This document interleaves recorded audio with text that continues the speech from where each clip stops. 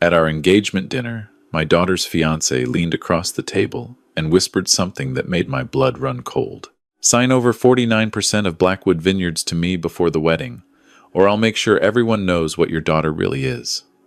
His smile never wavered as he reached for his wine glass. That's when I knew I had exactly 37 days to save my daughter from the biggest mistake of her life. My name is Robert Blackwood, and I've spent 42 years building something that mattered.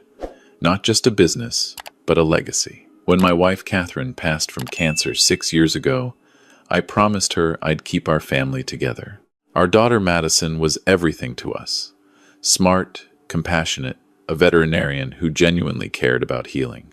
She'd never shown much interest in the vineyard, and that was fine. I never wanted to force anything on her. Then she brought Ethan home. It was a Tuesday evening in March when Madison called. Her voice had that breathless quality I hadn't heard since she was 16 and got into veterinary school. "Dad, I need you to sit down. I have incredible news." My hand tightened around the phone. Nothing good ever started with those words. "I'm engaged." The silence stretched between us like a canyon. Madison and I had always been close, especially after Catherine died. We talked every week, had dinner twice a month. She'd been dating someone for a few months, some guy named Ethan who worked in commercial real estate. She'd mentioned him exactly 3 times, always in passing, never with any real depth. And now she was engaged. "Madison, sweetheart, that's wonderful." I forced enthusiasm into my voice. "When do I get to meet him? Saturday dinner? At your place? I want him to see the vineyard, meet you properly." There was something in her voice. Not quite nervousness, but something close. Like she was trying to convince herself as much as me. That Saturday, I cleaned the main house for the first time in months, put out Catherine's good china, made her recipe for coq au vin. I wanted to make a good impression, wanted to believe my daughter had found someone who made her happy. The vineyard looked beautiful that evening. 50 acres of carefully tended vines stretching toward the Texas Hill Country horizon, the sunset painting everything gold and red. Ethan arrived in a Tesla. I noticed that first. Noticed how he spent 30 seconds looking at Madison and 3 minutes looking at the house. He was 34, tall, with the kind of practiced smile that probably worked great in sales meetings. His handshake was too firm, held too long, his eyes already calculating something I couldn't quite read. "Mr. Blackwood, Madison talks about this place constantly." He gestured broadly at the vineyard. "Family business, right? 4th generation? 5th, actually. My great-great-grandfather planted the first vines in 1887. I led them inside, watching how Ethan's gaze cataloged everything. The original hardwood floors. The custom wine cellar visible through glass doors. The artwork Catherine and I had collected over decades. Dinner started pleasantly enough. Ethan asked about the vineyard with what seemed like genuine interest. Asked about production volume, distribution, profit margins. Questions that felt increasingly less like polite conversation and more like a business audit. "So, Madison tells me she's not really involved in the operation," Ethan said, cutting his chicken with precise movements. "That must be difficult, building something like this without family to pass it to." Something in my gut tightened. Madison has her own calling. I'm proud of what she does. "Of course. Of course." Ethan's smile widened. "But long term, what happens to all this? Have you thought about succession planning?" Madison touched his arm. "Ethan, we just got here. I'm just curious, babe. Your dad built something amazing. Someone needs to think about these things." He turned back to me. "I actually have a lot of experience with family business transitions. Commercial real estate, private equity, that sort of thing. I've helped several families navigate these exact situations." The rest of dinner, Ethan dominated the conversation. Talked about his portfolio, his connections, his vision for expanding into wine country investments. Madison barely spoke. Just watched him with this look that reminded me of how she used to watch injured animals at her clinic. Like she wanted to heal something broken, but wasn't sure if she could. After dinner, I gave them a tour of the property. Ethan's questions got more specific. Asked about property values, zoning, what the land alone might be worth. asked if I'd ever considered selling to a larger vineyard group, what kind of offers I'd received. Each question felt like a test, like he was building a map of something only he could see. As they were leaving, Ethan shook my hand again. We should talk more about the business side of things. Maybe over lunch next week? Just the two of us? I watched them drive away, Ethan's Tesla disappearing down the gravel road. The cocoa vin sat heavy in my stomach. I walked back into the house and called the one person whose judgment I trusted more than my own. Marcus Chen answered on the second ring. Robert, it's 9 o'clock on a Saturday. Someone better be dead. Marcus and I had served together in the army. Decades ago. He'd gone into private investigation, built a reputation for being thorough and discreet. We'd stayed close over the years. The kind of friendship where months could pass without contact, but nothing fundamental ever changed. I need you to look into someone, I said. His name is Ethan Pierce. He's engaged to Madison. Marcus was quiet for a moment. What did he do? Maybe nothing. Maybe everything. I don't know yet, but something doesn't feel right. And I need to know if I'm being paranoid or if my instincts are finally worth something. Send me everything you know. I'll start digging. That lunch with Ethan happened the following Thursday. We met at a steakhouse in downtown Austin, the kind of place where deals got made and people talked in low voices about money. Ethan ordered the most expensive whiskey on the menu before lunch even arrived. Robert, I'm glad we're doing this. He leaned forward, his tone confidential. I love your daughter. She's incredible. But I'm also a practical man, and I think we should talk about some practical matters. Sukaz, your daughter is about to become my wife. That means we're family, and family takes care of each other. He paused, letting that sink in. Madison mentioned you've been handling the vineyard alone since your wife passed. That's a lot for one person. Have you thought about bringing in a partner? Someone with business experience who could help modernize operations, expand distribution. The vineyard does fine as it is. Fine isn't great, though. Ethan's smile had edges now. I've been researching Texas wine country. Property values are skyrocketing. With the right investment and management, Blackwood Vineyards could be worth 10 times what it is now. Maybe more. I'm not interested in selling. Who said anything about selling? He took a sip of his whiskey. I'm talking about partnership. You bring the land and the legacy. I bring capital and expertise. We grow this thing together. As family. The waiter brought our steaks. Mine sat untouched, while Ethan cut into his like we were discussing the weather. Here's what I'm thinking, Ethan continued. Before the wedding, you transfer 49% ownership to me. Not a gift, an investment. I'll put in capital, handle expansion, bring in my network. You keep majority control, stay involved as much as you want. But we build this together, make it something your great-great-grandfather could never have imagined. And if I say no? Ethan set down his fork carefully. Then we have a problem. See, Madison and I have been talking. She's worried about you, Robert. Worried you're getting older, making decisions that aren't in your best interest. If you won't accept help from family, well, that raises questions about your judgment. Your capacity to manage complex affairs. The threat was clear now, hanging between us like smoke. Agree to his terms, or he'd use Madison to question my competency, maybe even push for some kind of intervention. I need to think about it, I said, forcing my voice to stay level. Of course. Take your time. We've got 5 weeks until the wedding. Ethan smiled and raised his glass. To family. I drove back to the vineyard with my hands shaking. Not from fear, but from rage. This man had looked at my daughter and seen a tool, looked at my life's work and seen an opportunity. And he was betting I loved Madison too much to fight back. He was right about the love part, wrong about everything else. Marcus called 2 days later. We need to talk, in person, now. He showed up at the vineyard that evening with a folder thick enough to be a manuscript. We sat in my office, and he spread documents across the desk like laying out evidence at a crime scene. Ethan Pierce isn't his real name, Marcus said without preamble. He was born Ethan Kowalski, changed it legally 7 years ago, right after his second divorce. Second, he's been married 3 times. First wife, Angela Chen, married when he was 26. She came from a family that owned a chain of auto repair shops in California. Marriage lasted 18 months. When they divorced, she'd signed over her inheritance rights to him during the marriage.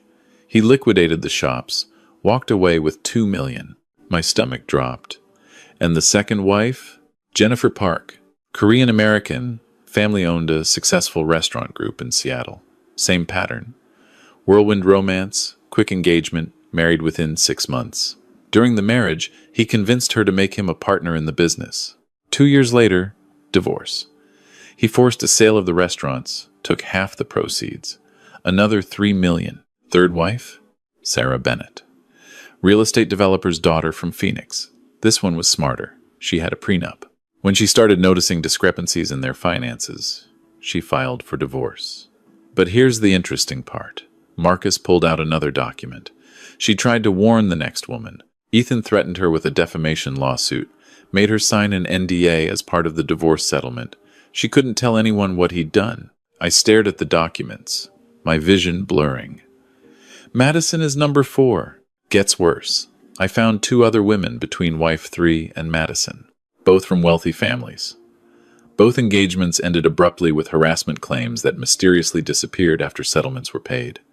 This guy is a professional. He targets daughters of wealthy families, identifies which ones might be vulnerable, isolated. He builds a relationship, moves fast, then extracts assets through marriage and manipulation. Why hasn't he been arrested? Because he's technically not breaking laws. Everything he does is legal.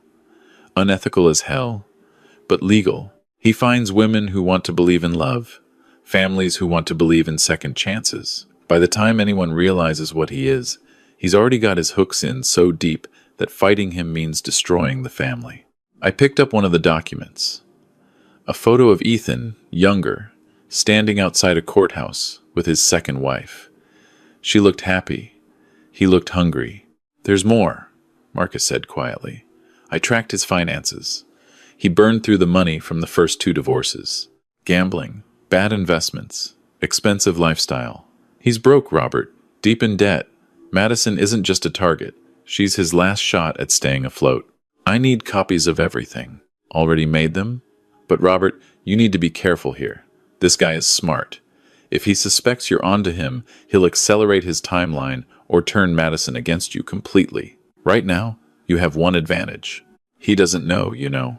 After Marcus left, I sat in my office until dawn, reading through every document, every marriage certificate, every divorce filing, every business transfer. The pattern was clear. Ethan was a predator, and my daughter was his prey. The question was how to save her without losing her in the process. I started with small things. Invited Madison to lunch, just the 2 of us. Tried to ask gentle questions about the relationship, about the rush to get married. She deflected each one with the kind of defensive optimism that broke my heart. Dad, I know what you're thinking, but Ethan isn't like that. He loves me for me, not because of the vineyard or money or anything else. He's had a rough past, but he's changed. I'm helping him become the person he was meant to be. Classic pattern. She'd been cast as his savior, his redemption arc. Confronting her directly would only push her further into his arms. So I called my lawyer instead. Gerald Hayes had been the Blackwood family attorney for 30 years. He'd helped Catherine and me with estate planning, handled every legal aspect of the vineyard. When I explained the situation, his response was immediate. We need a prenuptial agreement, non-negotiable, and we need to restructure the vineyard ownership right now, before the wedding. How? We create a family trust. You transfer ownership of Blackwood Vineyards to the trust. You're the trustee with full control during your lifetime. Upon your death, Madison inherits, but the trust has strict provisions. Any spouse married less than 10 years has 0 claim to the business. Even Madison herself can't sell or transfer assets without approval from a board of advisors, which we'll establish. Will that hold up? If we do it right now, before the engagement becomes marriage, absolutely. It's your property, your business. You have every legal right to protect it. And if this Ethan character is what you think he is, the prenup becomes a test. A man who truly loves Madison will sign it without hesitation. We spent 3 days restructuring everything. moved the vineyard into a family trust with provisions so ironclad that even a team of lawyers would need years to crack them. Set up the trust so that any attempt to force sale or transfer would trigger automatic court oversight. Created a prenuptial agreement that was fair to Madison but gave Ethan exactly zero access to family assets. Then I invited them both to dinner. Ethan arrived with that same practiced smile, carrying expensive wine like we were all friends here. Madison looked nervous, sensing the tension. We ate mostly in silence until dessert, when I slid the documents across the table. "These are for you both to review," I said. "Two things. First, a prenuptial agreement. It's standard protection for both parties. Gerald has assured me it's fair and reasonable. Second, documentation about the family trust I've established for the vineyard." Ethan's smile froze. "A trust? As of 3 days ago, Blackwood Vineyards is owned by the Blackwood Family Trust. I'm the trustee. Madison is the beneficiary. But the business itself can't be sold, divided, or transferred without unanimous approval from a board of advisors. I've appointed Gerald, Marcus Chen, and 2 of our oldest vineyard partners to that board. You can't do that." Ethan's voice had gone flat. "I already did. It's my property. These are simply protective measures that any responsible parent would take." I turned to Madison. "Sweetheart, this doesn't change anything for you. When I'm gone, you inherit everything. But it ensures the vineyard stays intact, stays in the family, exactly as your mother and I always wanted." Madison looked at the papers, then at Ethan, then back at me. "Dad, this feels like you don't trust Ethan. This has nothing to do with trust. This is about protecting what 5 generations of Blackwoods have built. If Ethan loves you, he'll understand that." I met his eyes. The prenup simply states that assets brought into the marriage remain separate. What you build together stays yours together. But what existed before stays separate. It's fair, standard, and non-negotiable. Ethan stood up so fast his chair scraped. "Madison, we need to talk. Alone." They went outside. Through the window, I watched him gesturing, his face red, Madison shaking her head. The argument lasted 15 minutes. When they came back in, Madison's eyes were puffy. "I think we should go," she said quietly. "Madison, please, just have Gerald explain." "Dad, you've made your position clear. We'll review the documents and get back to you." They left. Ethan didn't say goodbye, didn't even look at me. Just put his hand on Madison's back and guided her to the car, like she was property he was protecting. I didn't hear from Madison for 6 days. Every call went to voicemail. Every text went unanswered. On the 7th day, Gerald called. Ethan hired a lawyer. "They're claiming the trust is a fraudulent transfer, that you're trying to hide assets. They're threatening to contest it. Can they win? No, but they can drag it out, make it expensive and ugly. Robert, this guy isn't backing down. He's escalating." That night, I made a decision that would either save my daughter or lose her forever. I called Ethan directly. "We need to meet," I said. "Just you and me. No lawyers, no Madison. Let's talk this through like men." He agreed. We met at a bar halfway between Austin and the Vineyard, neutral territory. Ethan was already there when I arrived, drinking whiskey in a back booth. "Robert." He didn't stand. "Come to see reason?" I sat across from him. "I want to make you an offer." His eyebrows rose. "I'm listening. $500,000. Cash. Walk away from Madison. Tell her the relationship moved too fast, that you're not ready. Whatever story lets her keep her dignity. Take the money and disappear." Ethan laughed. Not a fake laugh, but genuine amusement. "You think I'm here for $500,000? Robert, your vineyard is worth $20 million. The property alone is worth $30. You're offering me crumbs. I'm offering you a clean exit. Take it, and you get to walk away with something. Push forward, and you get nothing. The trust is unbreakable. The prenup is non-negotiable. Even if you marry Madison, you'll never touch the vineyard. You're assuming Madison will choose you over me." Ethan leaned forward. "Here's what's really going to happen. I'm going to marry your daughter. We're going to have a beautiful wedding that you can either attend or not, your choice. And over time, Madison is going to see that your possessiveness, your need to control her life, is toxic. She'll distance herself from you. And when you're old and alone and desperate for connection, you'll regret every choice you made tonight. Is that what happened with Angela? With Jennifer? With Sarah? The change in Ethan's expression was instant. The mask dropped, revealing something cold underneath. I don't know what you think you know, he said slowly. I know everything. 3 marriages, 3 divorces, 3 families destroyed. I know about the pattern, the method. I know you're broke. I know Madison is just the next Mark. I pulled out my phone, showed him the folder Marcus had compiled. I have documentation going back 15 years. Every court filing, every business transfer, every woman whose life you ruined. Ethan stared at the phone, his jaw working. You can't prove intent. Nothing I did was illegal. Maybe not. But it's a hell of a story. Local vineyard owner exposes serial con artist. Small-town journalists love this kind of thing.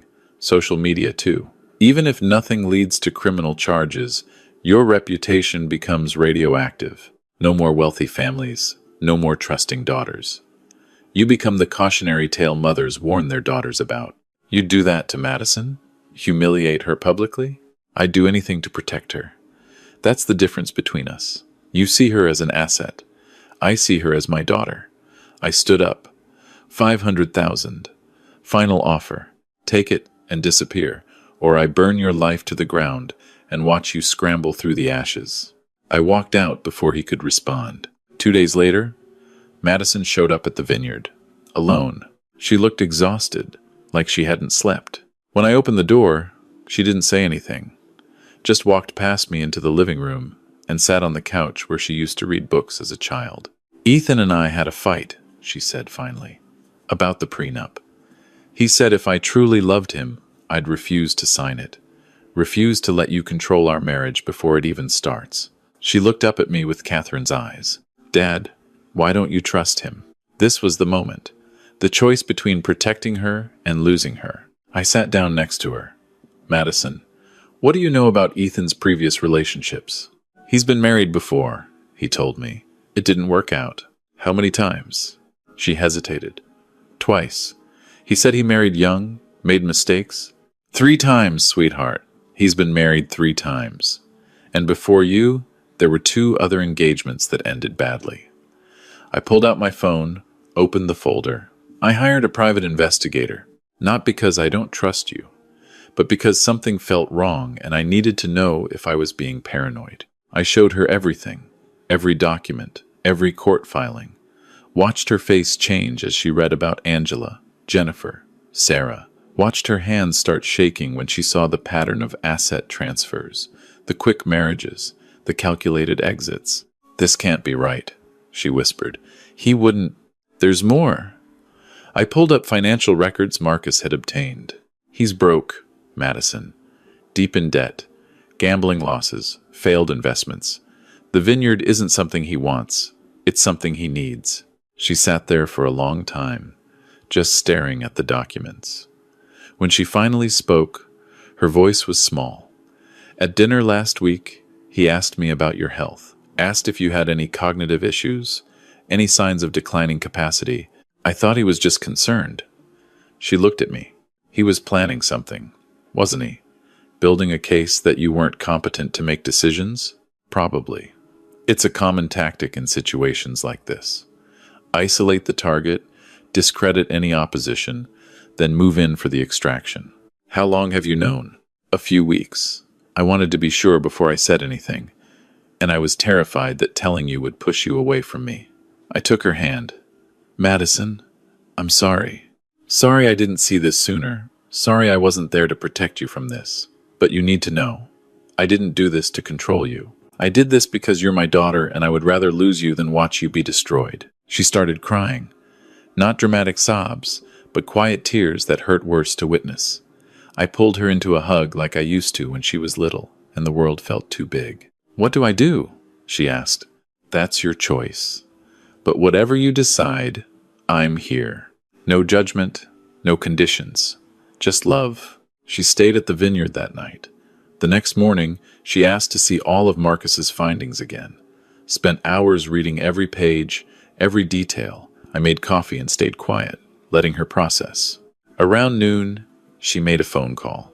"Ethan, we need to talk. Meet me at Dad's Vineyard. 1 hour. Bring the prenup." He showed up 45 minutes later, that same practiced smile in place. But when he walked in and saw Madison's face, saw the documents spread across the table, the smile disappeared. "Madison, whatever your father told you, is your real name Ethan Kowalski?" she asked. He froze. "Were you married to Angela Chen, Jennifer Park, and Sarah Bennett? Did you extract millions from their families through manipulation and calculated relationship fraud?" Her voice was steady now, lawyer-like. "Did you approach me specifically because you researched my background and identified me as a potential target?" "Madison, you have to understand, those relationships were complicated. The divorces were messy. Your father is spinning this to make me look. Answer the question. Yes or no?" Ethan looked at her, then at me. I saw the calculation in his eyes, weighing options, looking for an angle. Then something changed. He realized he'd lost.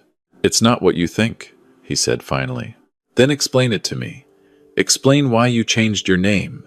Explain why you didn't tell me about your real past. Explain why you asked about my father's cognitive health. Explain why a prenup that protects both of us equally is somehow unacceptable." She stood up. "Or don't, because I already know the answer." "You're making a mistake," Ethan said, his voice turning cold, walking away from me. "You think you're so smart, but you're just a naive little girl playing detective. Your father manipulated you, fed you lies. Get out. Madison, get out of my father's house. Get out of my life. If you contact me again, I'll file for a restraining order. If you try to spread any stories about me or my family, I'll make sure every woman you've ever hurt knows exactly where you are and what you're planning. You want to call me naive? Try me." For a moment, I thought he might argue, but something in Madison's eyes must have convinced him. He turned and walked out, slamming the door hard enough to rattle the windows. We stood there in silence, listening to his car start, listening to it drive away. "I feel so stupid," Madison said quietly. "You're not stupid. You're trusting. There's a difference. I thought I was helping him. Thought I was seeing something good in him that no one else could see. How did I miss all the signs? Because you're Catherine's daughter. You see the best in people. It's not a weakness. It's who you are." I pulled her into another hug. But sometimes the best people need protection from the worst. The wedding was canceled, obviously. Deposits lost, invitations unsent, explanations made to confused relatives. Madison stayed at the Vineyard for 2 weeks, just hiding from the world while she processed everything. Some days she was angry. Some days she cried. Some days she just sat in the vineyard and stared at nothing. But slowly, she came back to herself. Marcus ran a few more checks to make sure Ethan had truly disappeared. He'd moved to Denver, according to social media. Already had a new girlfriend, another young woman from a wealthy family. Marcus made an anonymous call to her father, shared just enough information to plant seeds of doubt. We couldn't save everyone, but we could try. 3 months after the canceled wedding, Madison and I were having dinner at the Vineyard when she brought it up. "I want to learn the business," she said. "The Vineyard? You've been doing this alone for too long." And I realized something. This place isn't just a business. It's a story.